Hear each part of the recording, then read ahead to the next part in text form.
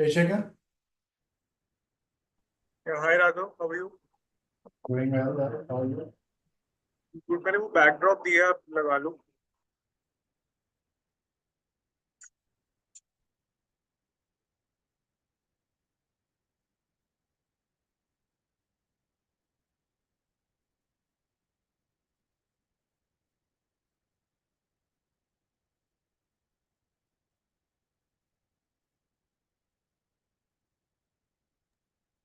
Yes, we are getting live stream, Shekhar. Okay, Uh, Sharique Ji was here. He just left. He'll be joining back in a minute. We checked his screen and everything. all right.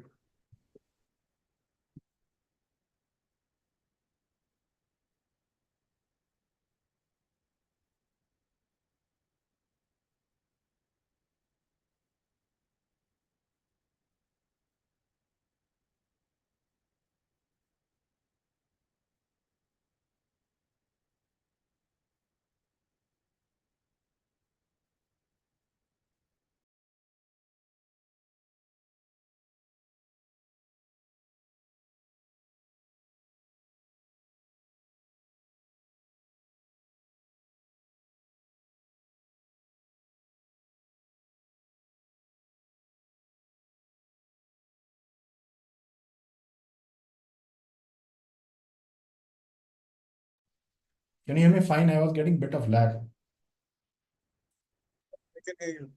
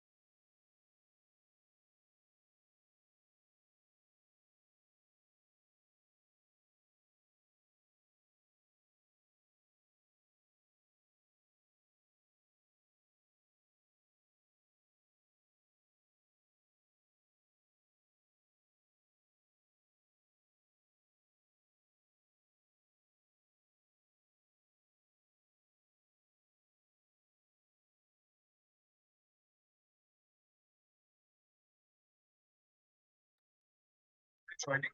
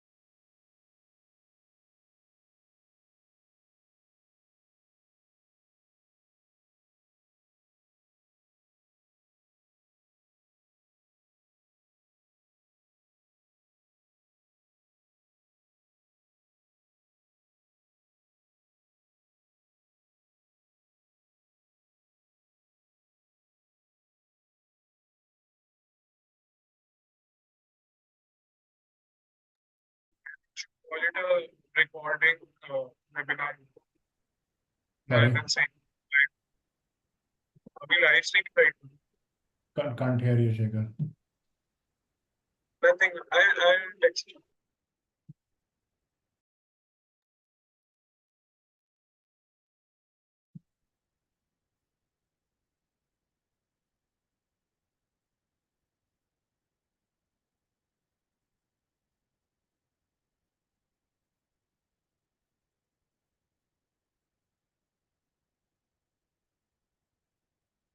We'll get started at 4 p.m. Abhisha ji. Waiting for participants. Thanks for joining.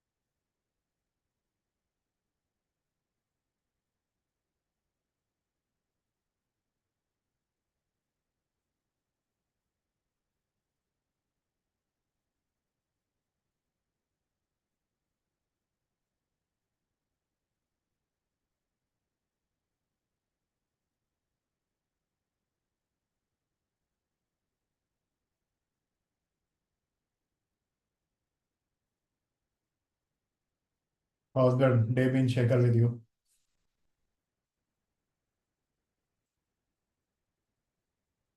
Shekhar, can you hear me?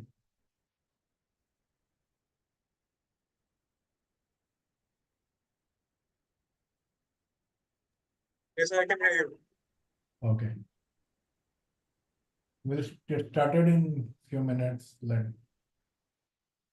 Sharique ji join.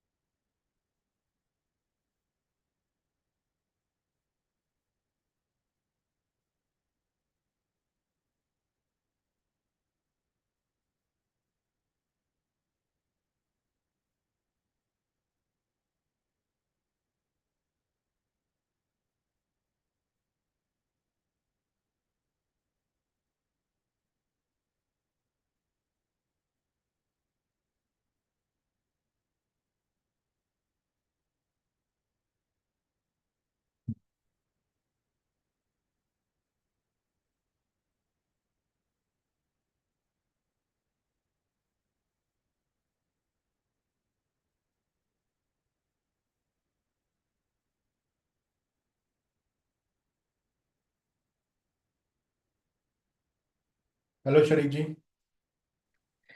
Hi, Raghav. Can you hear me? Yeah. Yeah. Can you switch on the camera? Like, Yes, just doing it. yeah. I think we have folks trickling in. Hello, everyone. Thanks for joining for today's master class. This is Raghav here from Healthcare Continuum, and I have my colleague Shekhar. We'll get started in a couple of minutes. I don't know. When I'm using a background, it is not coming right way. Oh, okay. Maybe it's the light that's creating issue. Maybe just keep the normal. Yeah. More in the light, Sharique ji. Yeah, hi. How are you? Light needs to follow you. Yeah, it's okay. It's coming now. When I use background, it's gone. Everything is coming as a blur. It's okay. I think we can use this also for now. Let me check one more time. There is some way to do it.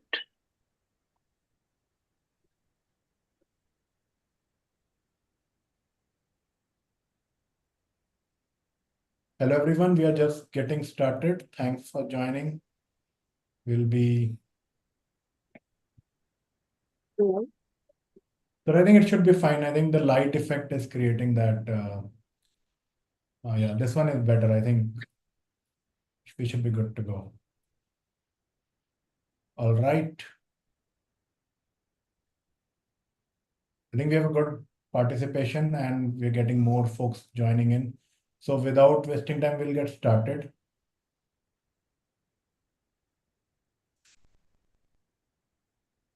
Hello, everyone. A very warm welcome. Good afternoon.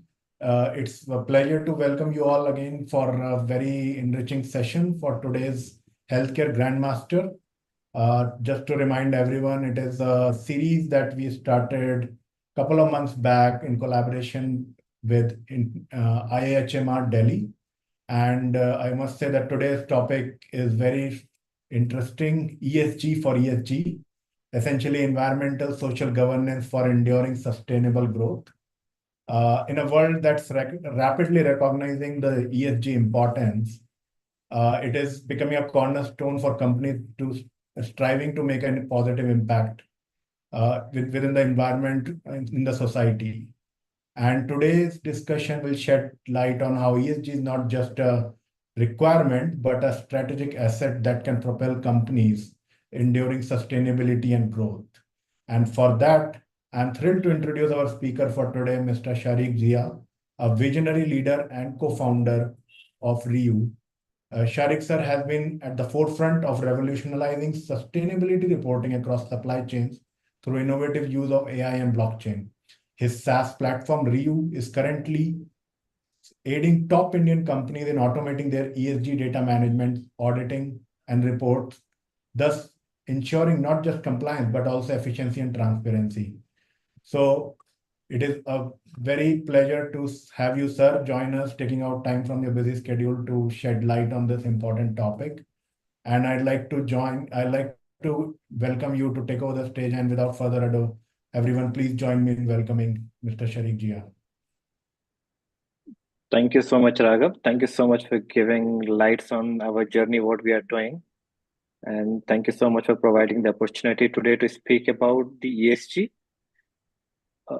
Before I'll go to the ESG, let me share my screen where I can introduce with myself what we are doing, and then we can talk about ESG. What is ESG, and then what we can talk about what we are doing ESG in healthcare industry and how the healthcare is going to be affected with the ESG part.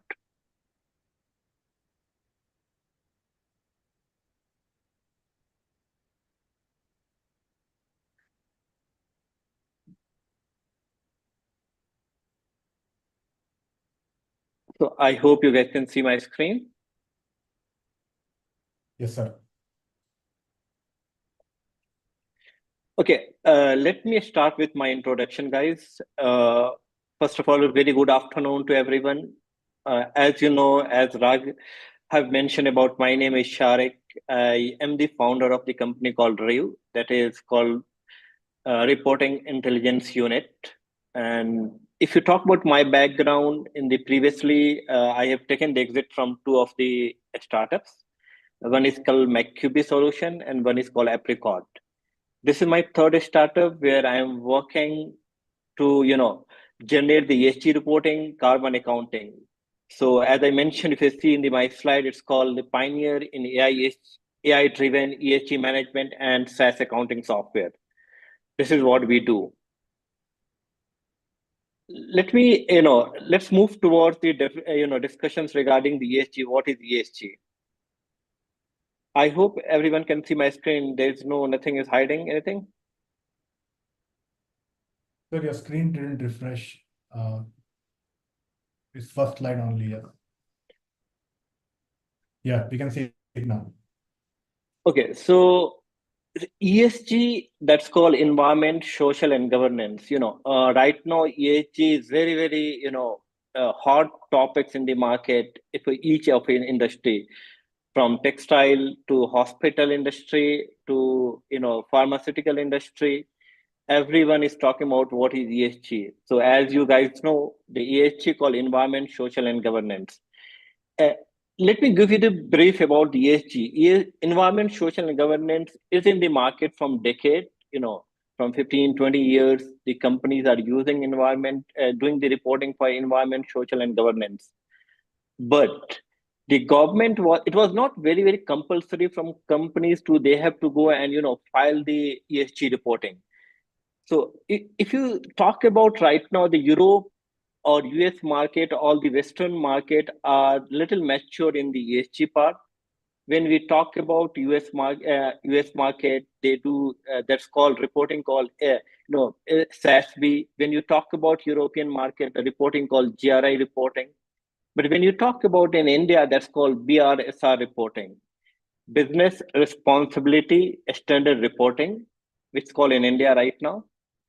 SEBI in 2023 September around, SEBI has asked all the top 1,000 listed company to do the ESG reporting.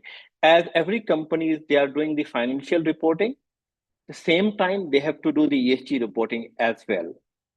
So ESG reporting, when you are creating the report, the ESG, the words called environment, social, and governance. When you are doing the reporting, these are the parameters going to be covered on the ESG reporting.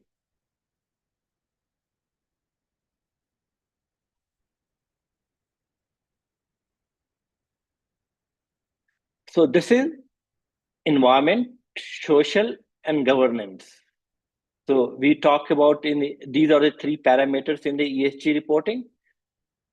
So what you do in the environment reporting, where we measure all the environment consumption like petrol, diesel, water, electricity, solar, grid. These are the things we calculate on the environment part. The social part, what you are doing for your organizations, what you are doing for your employees, what is the safety you are providing to your employee, what is the the healthcare policy you're providing to the employee. These things are covered into the social part. It is not only about the employee, any permanent worker, other than permanent worker, any vendors, these comes into the social part. But when you talk about the governance, whatever policy is in your company, like in India, if you talk about, that's called BRSR reporting, which has the principle 1 to 9 principle. Each and every principle has certain, benefit, what all the things are going to be covered in the principle. Like principle 3, which covers all the, human resource part, number of employee, females employee, male employees, these things covers. So when we talk about the components of ESG, environment, governance, and social. So if you see in this screen, I have divided all the components into the sub-components. In environment, like, what we do the climate change, pollution and waste calculation, resource land usage, biodiversity. When we talk about the social part, what we do, what we calculate, what we measure on the social part, health and safety, product, consumer and responsibility, diversity, labor standards, it comes into social part. When we talk about the governance, what we do, what is the policy company has to create to fulfill the governance part, the taxes, the risk management, anti-corruption, leadership, corporate governance part. So these are the three main pillars for the ESG. If any company, they have to report the ESG, they have to go with this, all three pillars. They have to record all the three pillars, and then they have to publish the reporting based on the three pillars. Like, I'll give you one of the recent example in government of India. They have announced that they want to be a net zero by 2070. If they want to be net zero by 2070, the company also has to follow the certain rule and regulation. Without the help of companies, country cannot be net zero, because all the carbons are generated through the companies, bus, individual, and it is our responsibility as an individual also. We have to take the environment, social, and governance part as well. Now, the problem in the market is everyone is thinking about if ESG is only going to be measured by the companies, but as this individual, we have to also take this initiative to save the environment. And we have to take the small step for that. Like, when you are driving from office to home or home to office, you should, share the car with your friends, where you can save some of the carbon footprint part. So every individual has to take this initiative as well. Now, when we talk about ESG reporting, if you can see in my screen, so these, came from the UK, which is mentioned as the GRI reporting, and then it goes to the all over the world, where we talk about different type of sustainability reportings, which we do that. Malaysia is having different one, Mexico is having the different standard, India is having the different standard, North America is having different standards. So every company, they have created the different standards for each and every country. So when we talk about ESG, as I mentioned in the previous slide, the ESG reporting in India, it's called BRSR reporting, where the company has to monitor all the ESG reporting for the company. But here, when you are monitoring the ESG reporting, it is not about the company. It is all about the supply chain. So, when you are monitoring the carbon footprint for your company, it comes from the scope 1, scope 2 emissions, scope 3 emissions. So these are the parameters we calculate when we are doing the ESG reporting for the companies. Now, why the company is going to do the ESG reporting? What is the benefit company is going to get from doing the ESG reporting? Or this is just to fulfill the government compliance to the company when they are doing the ESG reporting? When you go into the market, the companies, a lot of the companies right now, they are doing the ESG reporting, but they are only doing to fulfill the government compliance. But a lot of the companies, they are taking much initiative. They have created the net zero roadmap, not only to fulfill the government compliance, they want to seriously follow the ESG parameters. And the company who is following the parameters, they are getting a lot of the businesses. And how they are getting the businesses, let me explain you that part as well. So when you are doing the ESG, when you are doing the ESG practice in your company, so risk management is going to be, risk in your company is going to be decreased. Reputations and the brand is going to be increased. Financial performance is going to be increased. Now, when you say that how it's going to be happen, let me put some of the example. When you are doing the ESG reporting, you are monitoring the environment parameters, social parameters for your company, and governance parameters for your company, where you are monitoring your policies. If the policies has been followed by the companies or not, all the policy you will draft it. Let me give you one of the example from the environment parameters. When we talk about what is the consumption for electricity in the company, when we mention about what is the gas you consume in the company, how much diesel you consume in the company, how much petrol you consume in the companies. Now, government is asking, okay, when you are using the diesel, petrol, let's move toward the solar panel. Let's try to use the wind energy and all these things. When you are putting the solar panel in your company or inside your company, the one-time cost is going to be high, but the cost is going to be reduced, whatever that you're using for the energy consumption like petrol or diesel. When we talk about the social part, every company, they have the male employees, female employees. If you're having the diversity of employees in your company, the outsider people who want to join your company, they love to join because you will be having the diversity on your company. When you have the nice policy for employee, healthcare policy, and other policies for your employees, all the employees, they want to be with you for a long time. They don't want to leave the companies because they are getting a lot of the different benefits.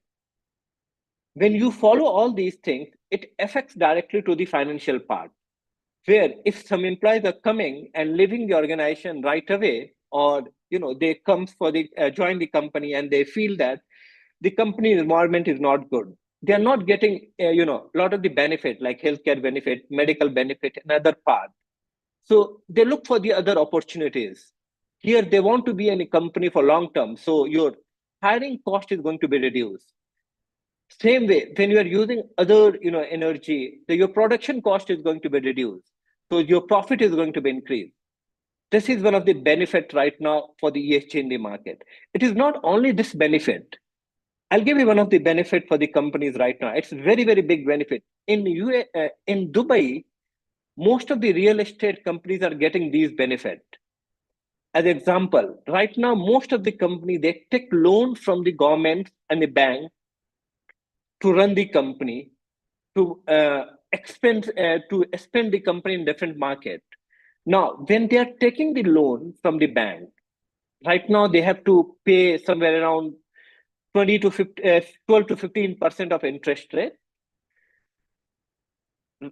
Now, government is providing the facility, or bank is providing the facility. If you are ESG compliance, or if you are following the process for the ESG, what are the parameters the government is asking you following very strictly, you will get a lot of the benefit. Example, one of the benefits, you will get loan that is called green bond loan in like somewhere around 2% to 3% of interest rate. That's not, there is more benefit as well. One of the benefit, I'll give you one of the example. Goldman Sachs has got fined for somewhere around $600 million because they are not, they have not published the right data for the when you are publishing the ESG report, yearly report. When you follow the ESG report in India right now, the top 1,000 listed company, they have to, do the ESG reporting. And you have to, publish all the right information.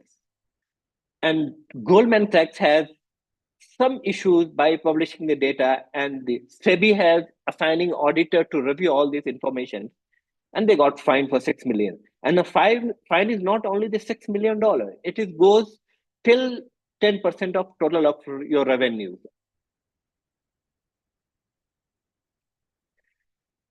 Now, when we talk about how you monitor the performance, ESG performance metrics, see, we monitor in the 3 parameters.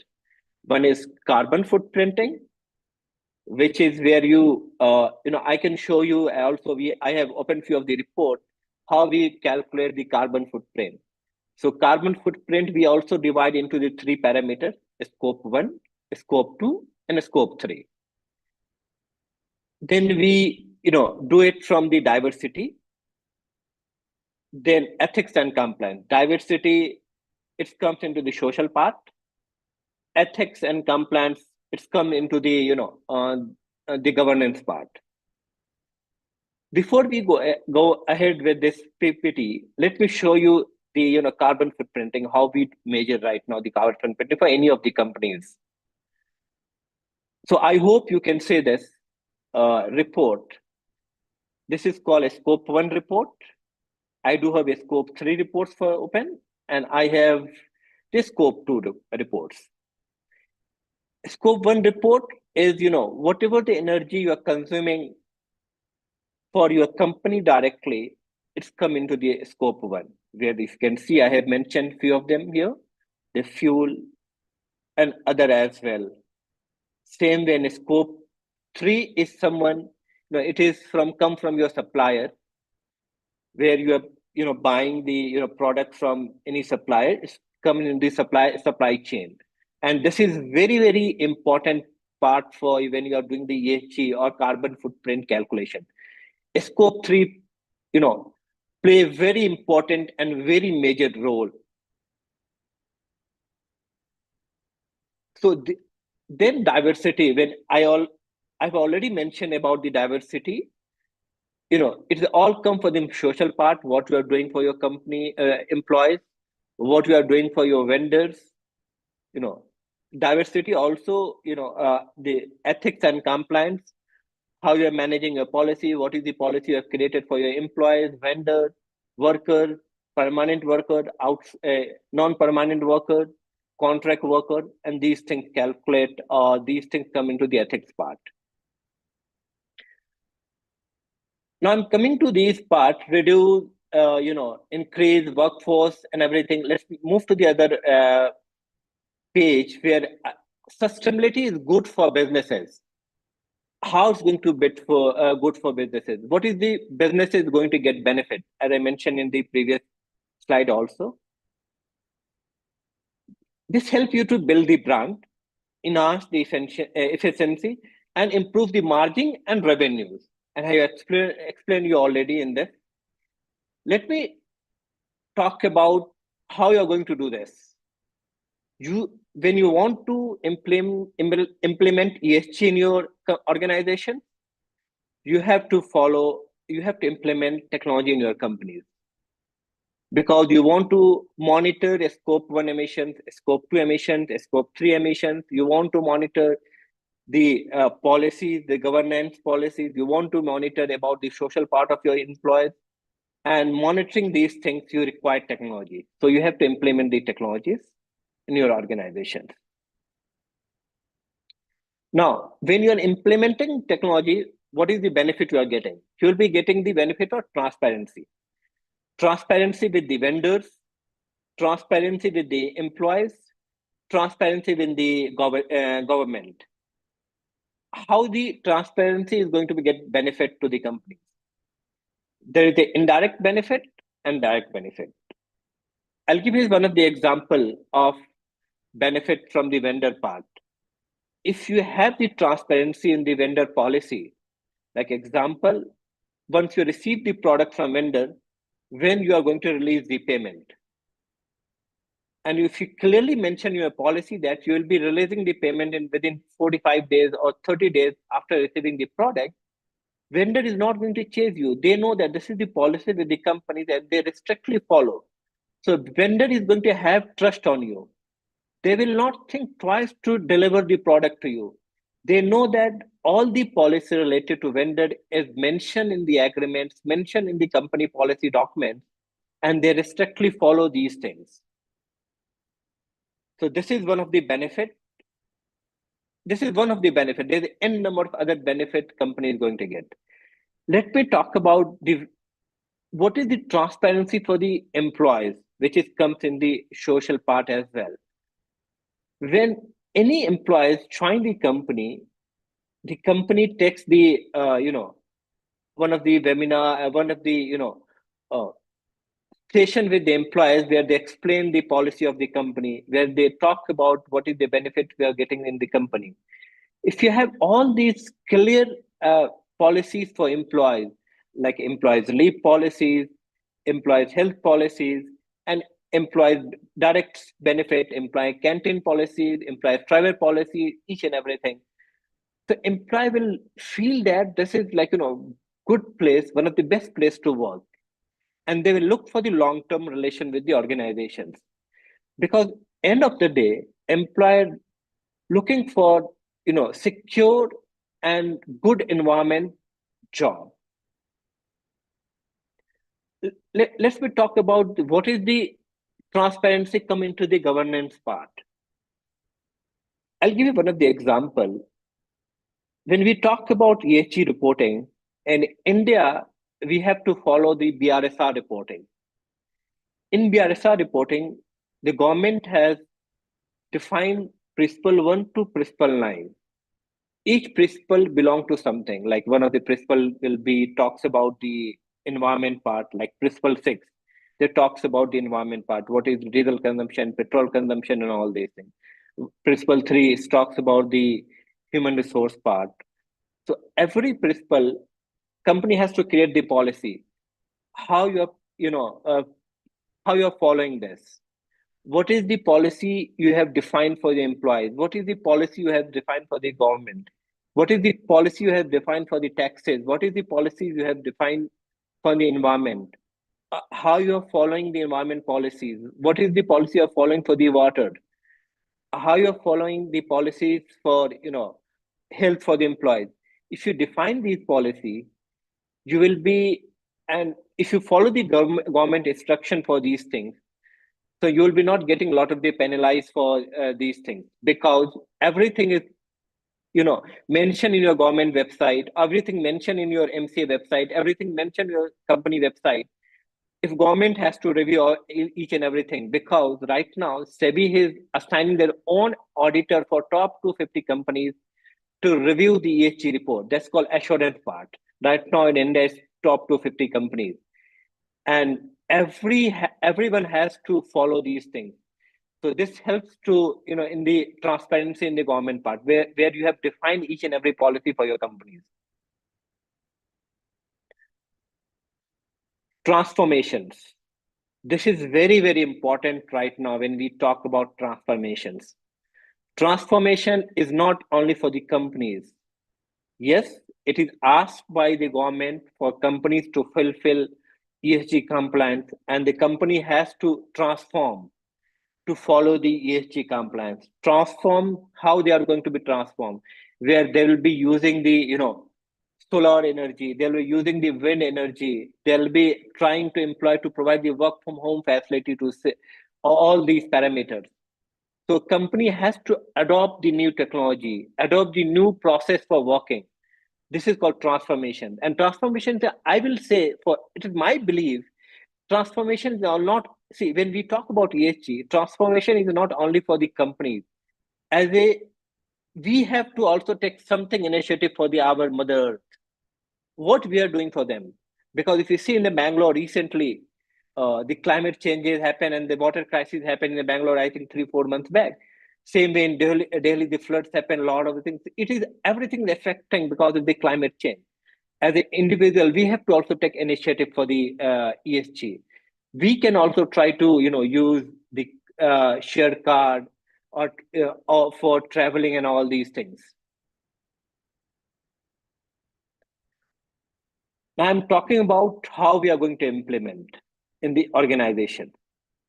So I have divided into the 5 parts. One is record, then report, then reduce, replace, and remove.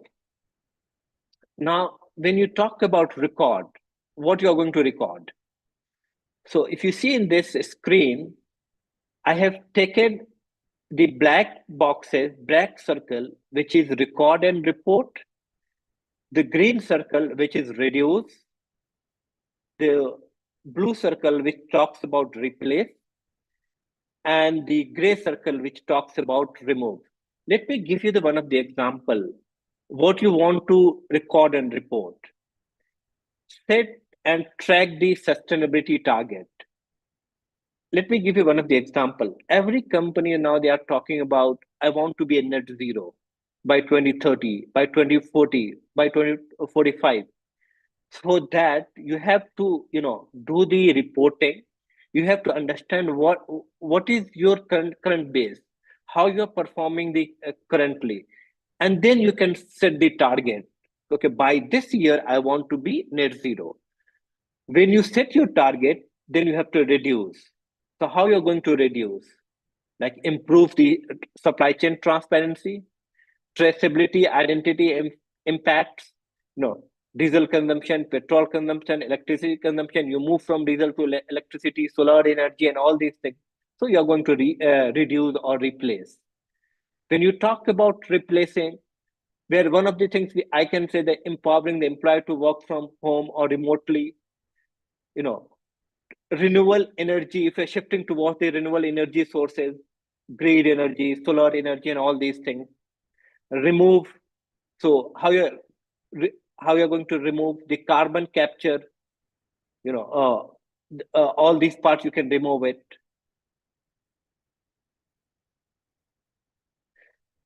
Now I'm talking about, because I think most of you guys belong from the healthcare industry. That's the reason I have put a few of the slides for the healthcare part. Healthcare, pharmaceutical industry has to play a very major role in the ESG.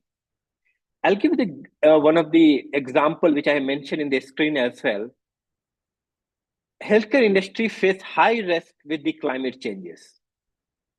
As mentioned here, if you see it here, 4.4% global greenhouse emissions. Supply chain account for 21% of total emissions. Up to 250,000 deaths per year due to the climate changes. This is very, very important part for the healthcare industry. 35% of medical waste in plastic material. Every healthcare industry, I am working with a couple of large healthcare hospital and pharmaceutical industry right now. where we are doing the ESG reporting and carbon accounting. And I have seen that this is one of the major problems for the waste management with the healthcare industry. Waste management and the water management is one of the major problems. And the air management and air pollution as well, I can say that. But waste management and the water management, very, very a major problem with any of the healthcare industry. When we talk about the healthcare industry, it is very important healthcare industry to be a net zero, or they have to be set the goal for the net zero. What is the process they can follow to do that? Protect public health by creating the living and work space. Greenhouse building design, when they are creating the buildings and everything, they should be design the building like any hospitals and new hospitals are coming, they should follow the building design where it can reduce the energy or save the water, reduce the water usage. These parts they have to be considered. Also, when they are opening the new branches, new hospitals, they should use the solar, hydropower, and these type of the energy sources. A smart supply chain, if they want, because the supply chain also they consume a lot of the energy. When we talk about supply chain, it's coming to scope 3. And scope 3 is very, very important role for the emissions, because scope 3 calculates your travel, your supplier, your product transportations, your business travel at a lot of the different ways. And so for this, if you use the smart supply chain, it can be reduced the cost, also environmental impact as well. When I mentioned in the previous slide, so when I mentioned in the previous slide about this 35% of material waste, this is what I am talking here. Medical recycling to reduce the medical waste. So all the healthcare industry has to focus, has to use the medical recycle, not avoid the using the plastic parts and all, which is play major role in the emissions, medical waste. Here I just mentioned about few things, building operational, create more resilient supply chain, split in the R&D and innovations part. When you are doing the R&Ds and everything, you can smart using the smart system for the healthcare industries and all.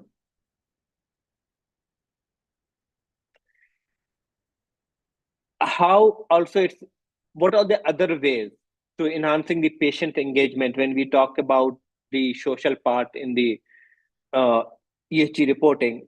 Healthcare also is playing very important role when we talk about the social part.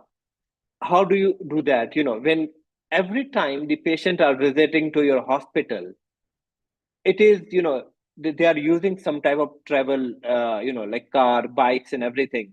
So they are going to generate the emissions. So if you provide some type of virtual care or virtual healthcare solutions, and recently I'll give one of the example. I have seen one of the policy from ICICI Lombard. They are giving the daycare benefit where you can, and they have e-prescriptions or something called e-appointment, where you can talk to the doctors on video call, and there's n number of other Practo and other they're providing. If also the hospitals are using these things for not serious injury or serious illness, if they use the customer and they can promote to the customer to use the virtual care or virtual health solution, it is going to be reduce the carbon footprint also for the hospital, because they don't have to travel. When they're traveling, they're using some type of sources. Then also to use some type of IoT device, analytics device for the ESG engagement for healthcare industry.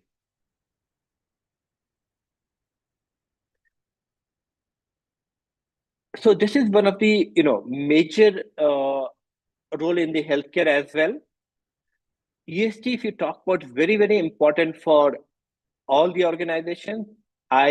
Based on my expertise, when I'm running my companies, we work with a lot of the listed companies, hospitals, manufacturing companies. Every company has to take the initiative in the ESG part. I can, as a closing word, I can say that it's very, very important right now. All the listed companies or the companies who's having the investment from outside the outside the India, they have to follow the ESG compliance. One of the other benefits when you are getting the ESG, when you are doing the ESG compliance, ESG reporting, and if you are doing the ESG compliance, is you will be getting the way to import. If you're doing the export outside the India, like UK, they're asking to submit the ESG reporting. You will be getting a lot of the options from outside the India when you are having the ESG compliance for getting the investment from your companies. Hospitals are, I'll not mention a name of the hospital, but I'll give one of the example. I'm working with one of the large hospital in India. They are getting a lot of the money because from the European investor, because they are the ESG compliant, and we are creating the ESG report for hospitals because they want to interact. They want to give the option from outside the Indian investor to come and invest into the company which is based in India. And why a lot of the investor from Europe, they only invest right now the company who is having the ESG compliance. That's all from my side. I'm happy to answer any questions. Oh, that's very enriching, sir. Thanks for taking us through and decrypting a lot of concepts. At least I learned a lot, and I'm sure others would have also. There is already questions coming in. Sandeep ji, I think you had a couple of questions. Would you like to unmute and ask the question directly, sir? Sandeep Mukherjee ji. Yeah, thank you very much, Raghav. I have got the answers, but I just wanted to know as to what's the process of a listed company knowing about whether they fall within the top 1,000 listed company category, and at what stage do they need to start preparing themselves for the year, because I understand it's mandatory for the top 1,000. So if I am a listed company, at what stage should I start my preparation? I understand it's from the NSE portal where we can check, but at what stage do I do it? I mean, do I do it at the beginning of the year, or is it any time during the year? Okay, so this is a very nice question. Let me answer that. See, first of all, how do you identify that you are you are going to be a top listed company, and when you are going to be a top listed company? First of all, it's based on your revenue, the employee strength. There's a lot of the different parameters for this, and government every year they publish the report for this. What all the companies they belong for, the top 1,000, top 2,000, and you can check that part. I would, based on my expertise, based on our company expertise, when we are doing the ESG reporting for the listed companies, the companies having the investment from outside India, when we are doing the ESG reporting, we always suggest to do from the every month. You track each and everything every month. I'll give you one of the example why we are asking or encouraging them to calculate track in every month. When you are trying to create the net zero roadmap, you have created a roadmap for you want to be by 2035, by 40 you want to be net zero. So net zero is not going to be a one day or one night overnight thing where you'll be net zero. So you have the goal. Okay, by this year I want to reduce these solar things. So how, if you're not tracking every month, how you're going to reduce it? Because by end of the year you will be not able to do anything. You will be not able to take any action. So when you track everything monthly basis, you can take the actions where you are failing, where you need to be improved. Only by tracking every month you can make the improvement. I hope I can answer your question. Yeah, thanks for that. Thanks. Hello everyone. I have a question, if I may ask. Definitely, go ahead, Shankarji. Hello, my name is Shiv Shankar and I work in the medical industry in New Delhi. First of all, thank you, Mr. Sharique, and everyone in the panel for such a delightful and very detailed discussion on ESG. As Mr. Sharique mentioned about net zero emissions and scope 1, scope 2, scope 3 emissions, everything. But I would like to ask a question, which is adding to it, that how do we control it? What is the solution to it? How do we check and see? How do we check and monitor all these emissions? How do we plan for, let's say, net zero? Because Mr. Sharique just mentioned that net zero cannot happen like the next day, right? So, is there any way through which we can attain these goals in the coming future, and what are the ways through which we can limit, monitor, and control all these scope emissions in the hospital industry? Thank you. Okay, hi. So let me answer this question as well. As if you have seen in one of the slide, I mentioned about the technology. This is where the technology is going to play the role. Where if you're using the technology like ours as a review, and there will be other technology as well, where you track everything, how you are going to track, like what is the energy you're using for your company, like diesel consumption, petrol consumption, what is the water consumption you're using for your company, how you're discharging your water for your company. These things you need to track. How you're going to track? When we talk about net zero, we create the net zero based on two parameters. One is, what is your record for your company, how you're using the consumption for any of the energy, social part, governance part. When you talk about net zero, what is the energy scope 1, scope 2, scope 3 emissions we are using it? So for tracking these things, we have to use some of the technology. So when you create the net zero, you have to create the roadmap, where you created the roadmap for, let's talk about 2035. So you created the roadmap for 2035. So you put all the roadmaps in the technology. Okay, this is the roadmap for the companies. This is the per year they have to use the energy, and what is the reduction they have to do per year. For tracking all these things, you need to use any technology where you can identify that what is the monthly consumption, what is the yearly consumption, how you have to reduce these things. For, like, when you're using a lot of the diesel and petrol, one of the things you can shift to the solar energy, wind energy. So these way you're reducing, your energy consumption as a carbon part. So you are moving toward the net zero. So this is the way you have to track it. And you have that technology through which these things can be done. Yes, we have the technology as a company, as I mentioned, like we are the reporting intelligence unit, where we do track all the carbon accounting in ESG reportings. Okay, that's great. That's great. Thank you. Thank you. Please feel free to unmute, ask question. One question, Sharique Ji, I had was regarding carbon credits. That's one topic of interest I've read multiple times. I think it started with the Apple making a claim that one of their product or iPhone was net zero carbon or something like that. And underlying the hood, it was that they purchased a lot of carbon credits. So That's right. how do audit and on reporting currently accounts for such scenarios that companies, it's not becoming a kind of a chicken and egg problem or some kind of a loophole that companies do a lot of emission and yet are able to capitalize on purchasing power of these credits?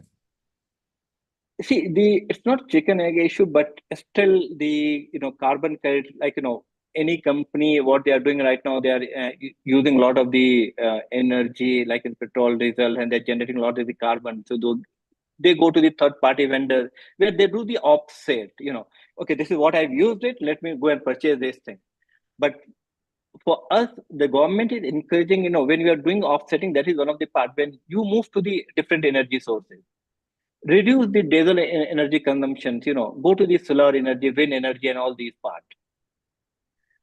You go the carbon, when you are doing the offsetting part, where you go and purchase the carbon credit, one of the options. But first of all, you have to move to the different energy, because if every company they start doing the same thing, you are not going to be net zero, because every company they using the petrol, diesel, another energy part, and then go and they buy the carbon credit. So you cannot be a net zero. If you want to be net zero, first of all, you have to shift to a different part. Lovely. Manish sir, would you like to add some more? Yeah, Sharique, great. I'm sorry, I joined a bit late, almost 15 minutes or 12 minutes. I think missed most important part. Sharique, there's no question here, but a kind of proposition, and I'm sure it could also have a cascading impact on the whole net zero or ESG process. Could there be any correlation between among ESG, CSR, and SDG? No, this is very nice question. Like a lot of the people are confused between, okay, the ESG So, comes under the CSR. Sharique, my question is that could there be a correlation? I'm talking about a synergy, right? Synergistic correlation between ESG, among ESG, CSR, and SDG. Ultimately, let me finish. I'm sure, they complement each other, and at the end of the day, you have a better ESG score. And this is my, say proposition. Please comment on. Okay. So let's not mix between CSR or the ESG part. These are two different things, The CSR, when any company is having revenue, they have to do 2% or, total of revenue to do something for the society. When we talk about ESG, there's the CSR, that's called PSR also, then, ESG. So all are three different things. This ESG there's no relation. A lot of the people, a lot of the companies right now, they say that, okay, we want to, whatever the money we are getting for CSR, the 2%, invest little money from the CSR to the ESG. We cannot do that as well. That is a completely different part. Whatever the 2% from the total of revenue, it is only goes for the CSR. It cannot use for the ESG part. ESG you are doing for the environment part, to become a net zero. We are doing to social. Social, when it comes to the CSR also, we are going and we are doing for the society. Here it comes also what we are doing for the employees as well, what we are doing for the vendors. So what is the policy you have created for the employees? What is the environment you are giving to employ for your companies? Then come to the governance part. When we talk about creating the nice policy for employees, having the transparency for employees and vendors, this comes. So there's no relation. I'm sorry to interrupt you. I understand. So why this ESG has got such an inward-looking approach? It's all about the company, employees, environment. Yes. But it's not about the company environment, it comes to the supply chain as well. Because when you talk about ESG, it is not only for the companies. Because when you talk about ESG, it's one of the parameters environment. Environment is one of the most, pillar is a scope 3, which comes from your suppliers. And all the emission calculation which you do, it comes from from your supplier as well. Because the company now, they think, okay, the ESG which we have to do from our organization. But when you are following the ESG, when you are following the carbon accounting, when you want to be a net zero, if you're when your supplier is not following these parts, you cannot be a net zero also, because your supplier has to be followed. So all the calculation, everything which is more, is, very, very important word when you talk about the environment part. And it is not only for your company, it's your supplier as well. Okay, I have got another question. What is your specific advice, suggestion for medtech in particular and hospitals? Because we've been lagging behind other industries, and I'm sure there could be some challenges vis-a-vis export to Western countries where they have erected these kind of barriers, and that will be very difficult to surmount in days to come, given say protectionist say approach, guys quoted with this kind of say compliances. So what could be your specific say suggestion, advice? No, when we talk about the hospital industry, I'm working with a couple of big hospital chain in India right now, and we are doing the ESG reporting and the carbon accounting for them.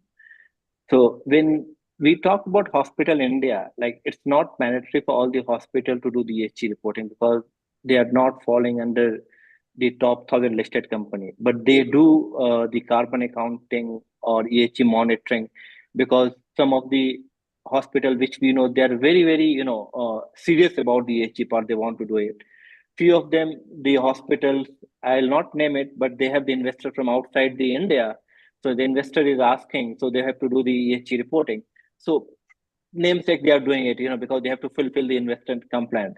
But when you talk about what is the important, how they have to going to be enhance that ESG reporting, most of the part is the waste management in the hospital and the water management. It's very, very big topic to be discussed in the hospital industries, because a lot of the plastic waste, the water usage of in the hospital, if any hospitals are following these things, I'm sure they will be going to reduce the carbon reduction part, because the uh, plastic waste management and the water management, like one of the hospital we have working right now, we have reduced the water for somewhere around 20% right now, last 6 months, because the water, the usage was very, very high based on the footfall, based on the other parameters which we identify, our software they identify.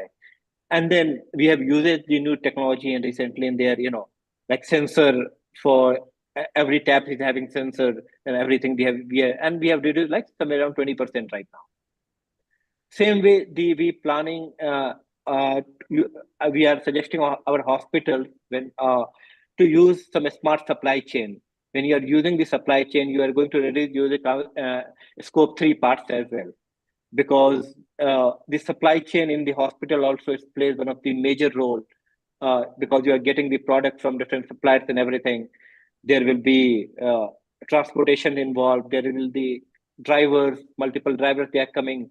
So they are asking them to use some of the smart supply chain and reduce the process for transportations and everything. Yeah, I request all the fellow say audience to bear with me. Just 2 points. One is on good side, good note. I've read actually you are say pitching for virtual care, Yeah, right? that's Digital right. care, digital health, and all. So we That's are right. working on something very revolutionary, in digital health, and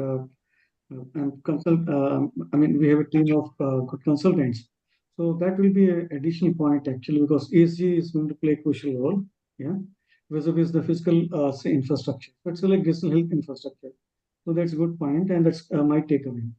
The second that's more problematic. No, I'll not let you just go like this.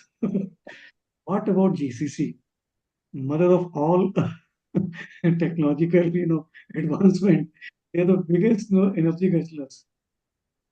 Yeah, but let me start with another thing. As you mentioned, regarding the the consultant online consultancy part, which you're talking about the for patients.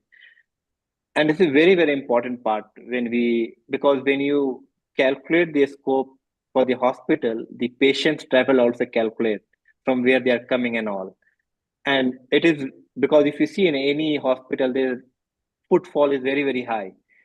And the people are coming, somebody is having fever, cough.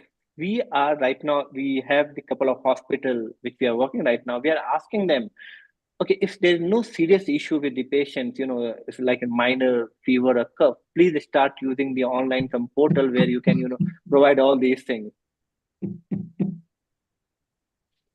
Yeah, thank you. Over to Indushekar, sir. Sir, I think Indushekar sir and Dr. Nandita had questions. Go ahead, sir. Yeah, good evening. Very impressive presentation, Sharique. Thank you so much, sir. And I'm basically recently retired from Volvo. I come in from the industry, and exactly a week ago we were doing some kind of a talk to the MBA students, getting them the insight of what it really means as ESG.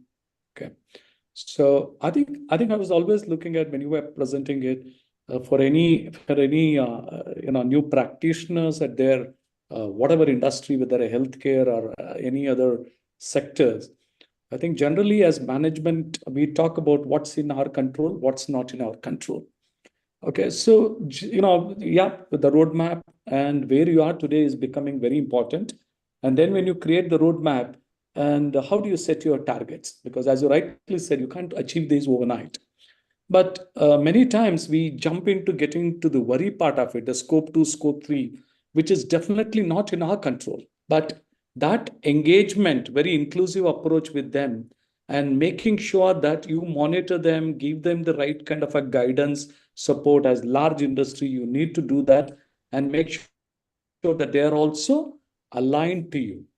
So in essence, I think, let's say from an industry, when we speak, the first thing that came always was, hey, can we do something on the renewable fuel? If there is something that is being operated using diesel, can we try to convert into a biodiesel? Maybe the carbon emission can come down, okay? Maybe the cost can go up a little bit, but then you will be able to start the journey. Then you look at your factory and then say, hey, I'm just trying to source the energy, and then whenever there is no supply by the government, then I switch on the gen sets. So can you do something where your biggest energy is from the government? So can you either you put up a rooftop solar or either source the power? Today there are a lot of power purchase agreements that happen. So you get the green energy, and yeah, there again you get a significant reduction on your costs. So I'm happy to say that when we moved in this direction, from whatever 35-40% of carbon neutrality, our factories in Bangalore almost became 96% plus carbon neutrality. Yeah. So what happens is this is in your control. For example, water management. You talked about fantastic about the water, the rainwater. How could we channelize all the rainwater within the units, create those wonderful ponds, and then reuse them with a proper filtration system? By that, actually, the groundwater, you're actually making sure that you're not pumping enough groundwater, which is also very important on your sustainability initiative. So there again, almost like I would say the ponds that got created, we were able to run the factories, without pumping fresh water from the ground for almost 5 months. So that means these are something in your control. Similarly, can you throw away, like if you start using the refuse, reuse, recycle kind of an approach, I think so many common sense approach that will come in as suggestions and ideas. And we try to do this across the company. So everybody starts getting into it. Some great ideas. Somebody said no plastic. Somebody said no paper cups. Then they kept a bottle there, okay? So that, you just take a bottle of water and then refill it and all that stuff. So I think this journey of ESG, it's so much to be ingrained at the student level. And once they come in and then they get into any sector of the industry, they know that they have a responsibility to, not just management putting its objectives, but each one of us have a responsibility to make sure that we keep contributing in it. And that's the only way to hit that kind of whatever net zero target or net water positive and all that stuff. Thank you, my friend, for a wonderful presentation. Thank you so much. And you said one thing you rightly mentioned about the biodiesel, all these things. Recently, me and my co-founder Abhishek, we have visited National Institute of Engineering, Mysore. They have called us for the presentations as well. And they are producing like, I think, 1,000 liters of biodiesel per day, and they are selling to the other companies. Correct. Absolutely. And then that is one part of it where you can do. Then next is the supply chain. How do you make sure they get into this journey? Like some of our suppliers, the castings came from, let's say, green castings. So they made sure their entire process is green. And Volvo also got into electric vehicles, electric trucks, electric buses, and electric construction equipment. So what it means is the entire chain has to get into these activities. Some will be a little faster than the others, but then eventually with the target, everybody has to be aligned. I mean, this is industry, national, or whatever it is, also combining with the SDG goals and all that stuff. Yeah. Thank you, my friend. But one of the benefits we are getting right now, SEBI has asked all the top 20% supplier has to go with the ESG compliance, like any big companies.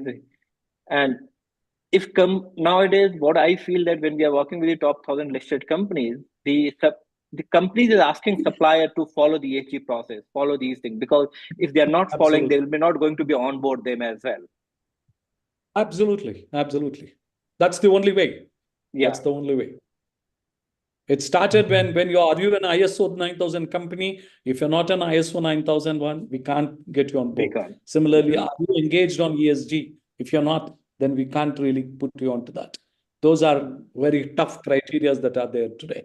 Yep. Yeah, one of the best example is JLN in Bangalore. They have asked all the suppliers to ESG compliant. If they're not ESG compliant, within 6 months, we'll be not working with you anymore. Enforcement. Yeah, enforcement. But again, Absolutely. you have a very huge MSME, and they are well integrated with all types of companies. So I think that's the another actually thought I wanted to share. So even I know there should be some kind of policy advisory to the government with compliance, easy compliance, along with this MSME oriented supply chain. In fact, as I told you earlier, we did offer shared an advisory with MOC last year during G20 session. So it's government is also gearing up, but yes, if there is any specific solution and all, I think it could be a great way forward. Thank you. Absolutely. I think the key theme is coming out, move beyond reporting and auditing to becoming the catalyst for enabling that transformation. No, that's a very novel thought, and that's the mindset every one of us need to adopt as we talk about ESG. And Indushekar sir, definitely I was glad to be part of your presentation last week, which you just mentioned about. Oh, nice meeting you, my friend. To learn about how you have made those transformation. I think moving ahead, I think there were a few questions as well. Dr. Anandita had a question. Do you want to unmute, Dr. Anandita?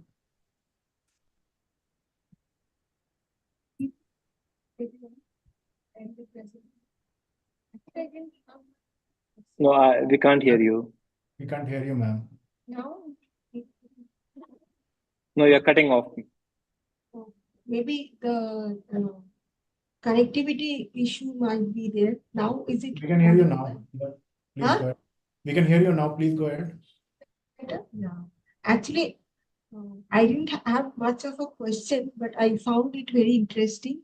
And healthcare, I'm not part of healthcare, but I could relate that how important it is that this kind of initiative needs to be very nicely or meticulously taken up for implementation in the healthcare sector. For 2 points which was said, which actually caught my mind is first is on the waterfront and on the power. There for their reuse, rainwater harvesting, these things if they do, and also the fuel they use, they can blend, they can start using the blended renewable fuels or even the directly renewable fuels. And also on the power part consumption, they can have the solar part, which is already government has almost made it, and many agencies are also coming up on the solar part, that which is will give them a blend of actual on the grid as well as their own. It will also reduce their expenditure towards this utility, as well as they can work towards or contribute towards the net zero if they have that. This is what I like. And second point, first, in fact, is wanted to appreciate the way it was presented and the content and the insights, which was the pointers which was being given here. I appreciate that. These were my points.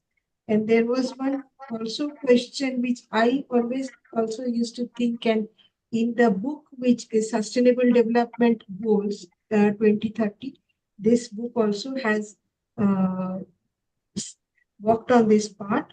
Like SDG goals, 17 SDG goals, 13, 14, 15 are completely dedicated to this, from where the environment, like climate action, water, land, purification, all. So this, from there it stemmed up, and these kind of initiatives and the mandates have come because initial years it was given for voluntary compliance. It rarely happened across the world, and now slowly systems are being placed and mandates are being slowly put in.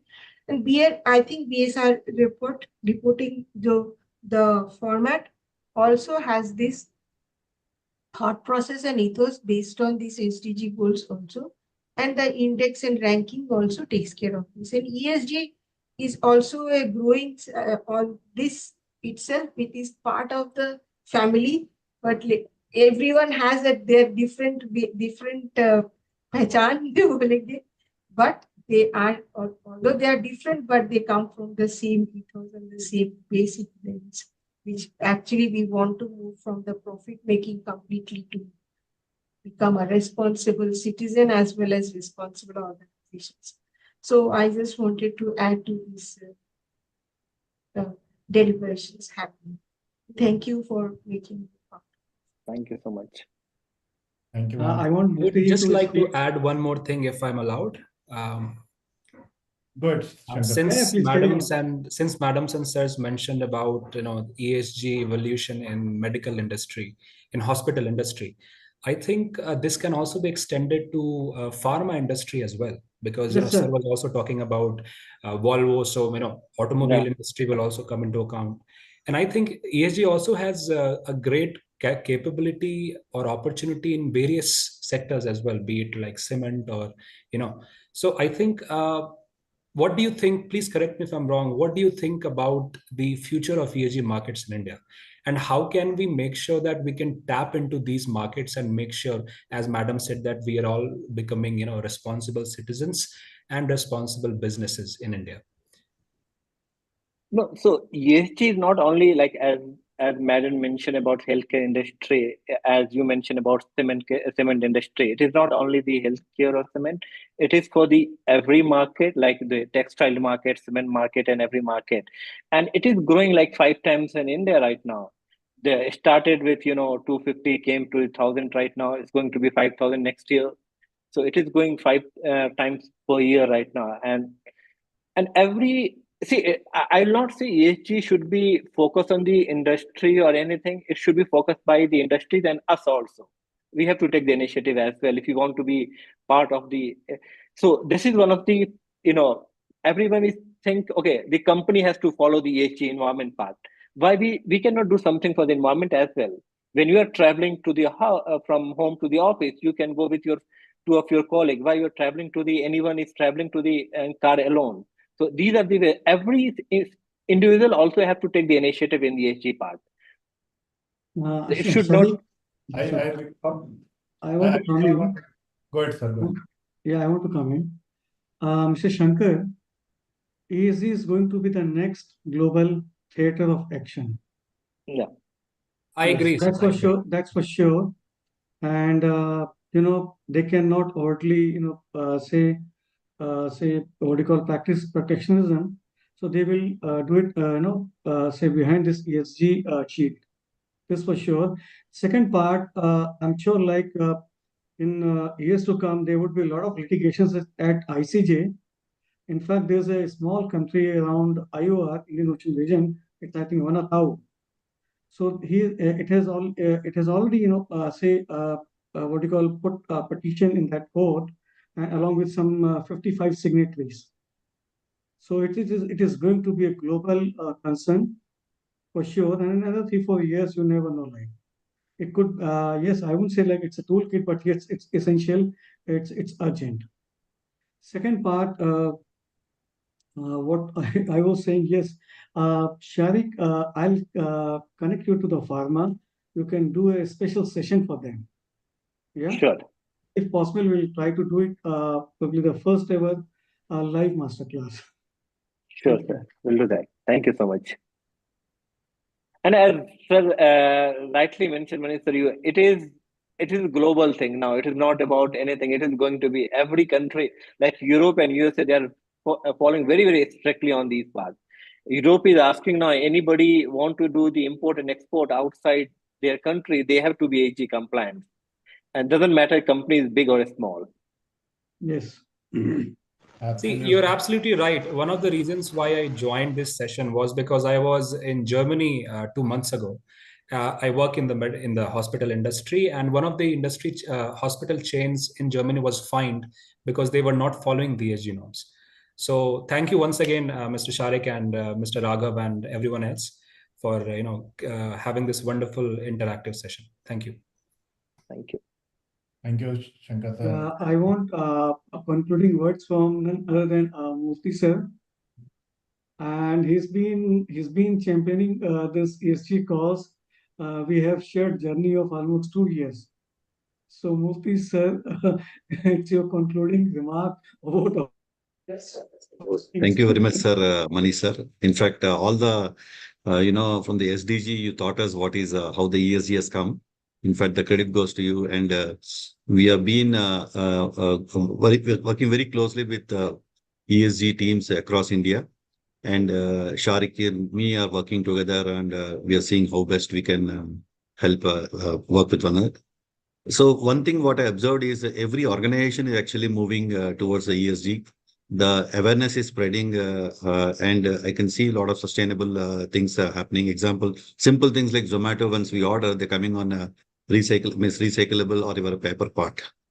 The same thing, if you look at the hotel industry, they're moving to a glass bottle and they're giving us the water, this one.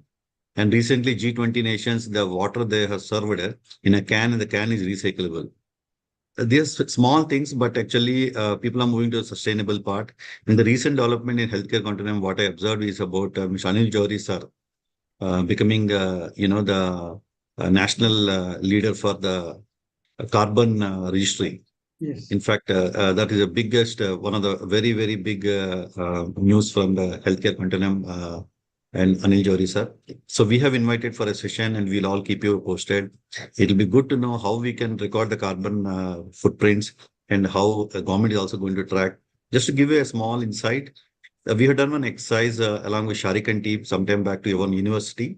When we have observed with them the kind of campus they have, the recycling system, what they have, the solar, what they're using, we were able to confidently give them an amount of 75 lakhs they could claim in the form of a carbon credit.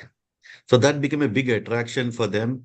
So it could be for the same campuses, maybe across India, same hospitals or big organizations which are following. So the person is following, gets a credit, and it's a good way to look at it. And I'm sure all of us can together achieve a bigger goals on carbon neutrality. Thank you, Manish sir, for the opportunity. Thank you.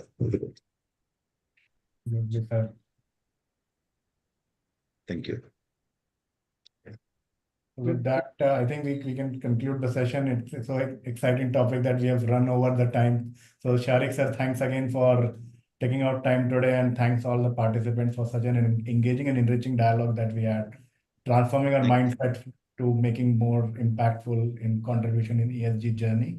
And we'll keep you posted on future sessions, and Murthy sir was saying. And thanks again for joining. And with that, we'll conclude and close the session. Thanks again. Well, thank you. Thank you all for joining. Thank you, everyone. Thank you, Thank you. Manish sir. Thank you, all. Murthy sir. Thank you, everybody.